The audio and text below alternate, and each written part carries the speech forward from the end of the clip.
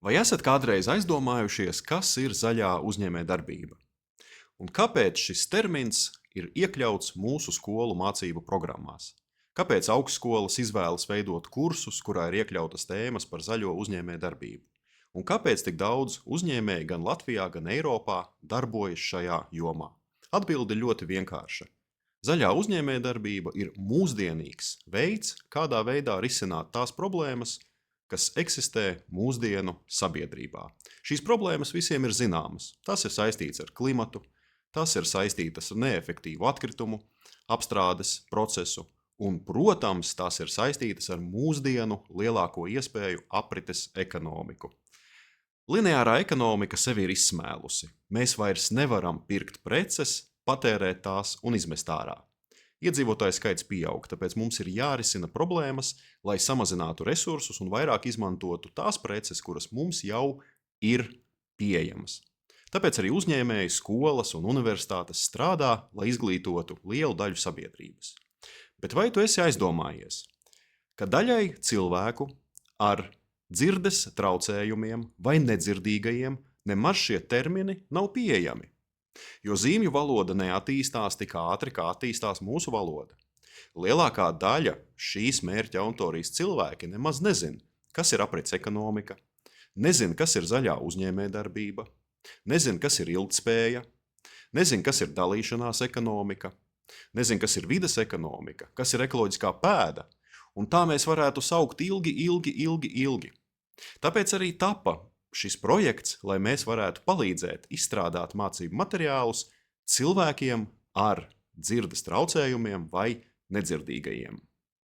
Projekts Green Entry for Deaf ir radīts šim mērķim. Mēs kopā ar partneriem no Eiropas esam strādājuši, lai radītu draudzīgus materiālus vājdzirdīgajiem un nedzirdīgajiem cilvēkiem tieši uzņēmējdarbības jomā. Mēs esam strādājuši, pētījuši, izstrādājuši mācību materiālus, kas balstās uz mūsdienu tendencēm, iekļaujot sevī gan katras valsts konkrētās prioritātes, tādas kā ilgtspējīgas attīstības stratēģijas un nacionālos attīstības plānus, tāpat arī, protams, mācību materiāli ir atbilstoši apvienoto nāciju organizācijas 17 ilgtspējas attīstības mērķiem. Vēl ir forši tas, ka mēs esam bijuši arī radoši, mūsdienīgi un inovatīvi. Mēs esam radījuši mācību materiālus, kur zaļo uzņēmējdarbību var apgūt arī virtuālajā realitātē. Būs ārkārtīgi interesanti scenāriji. Scenāriji saistīsies ar simulācijām, un jums būs iespēja iejusties gan ilgtspējīga menedžera lomā un vadīt mūsdienīgu uzņēmumu, varēsiet iejusties veikalnieka tēlā un vadīt veikalu, kurš specializējas zaļo produktu tirgošanā, varēsiet kļūt par fermeri un audzēt tomātus draudzīgajā veidā. Tāpat projekta ietvaros ir izstrādātas arī unikālas prezentācijas, kas balstās uz mūsdienīgiem unikāliem materiāliem. Tāpat būs pieejams arī Living Hub, laboratorijas un daudz kas cits.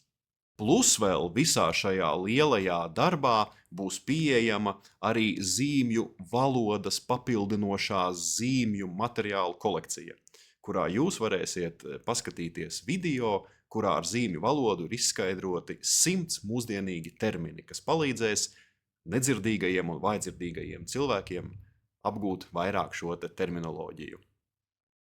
Mēs strādājām kopā ar Latvijas Nedzirdīgo savienību. Tas bija milzumliels atbalsts. Sākumā gāja grūti, bet mēs atradām pareizo metodoloģiju, lai gala rezultāts būtu labs.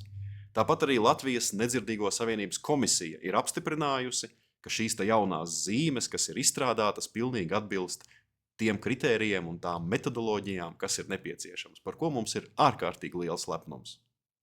Ko tad jūs iegūsiet, lietojot šos mācību materiālus no mūsu projekta? Pirmkārt, jūs iegūsiet jaunas zināšanas, jūs iegūsiet jaunas kompetences. Jūs iegūsiet pavisam citu skatījumu un uzņēmējdarbību, un iespējams pat daļa no jums kļūs par zaļajiem uzņēmējiem.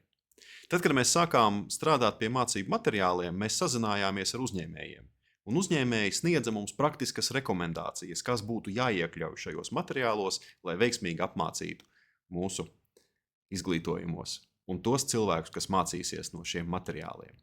Tāpat arī, kad materiāli bija gatavi, mēs cieši sadarbojāmies ar uzņēmējiem, un arī uzņēmēji atzina šos mācību materiālus par veiksmīgiem.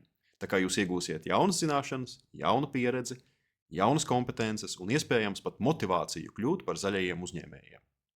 Un mūsu galvenais mērķis ir, lai cilvēki, kas šos mācību materiālus izmantotu, strādātu šajā zaļās uzņēmējdarbības veidā, šajā jomā, un lai radītu produktus un pakalpojumus ar augstu pievienoto vērtību. Tas ir mūsu uzdevums.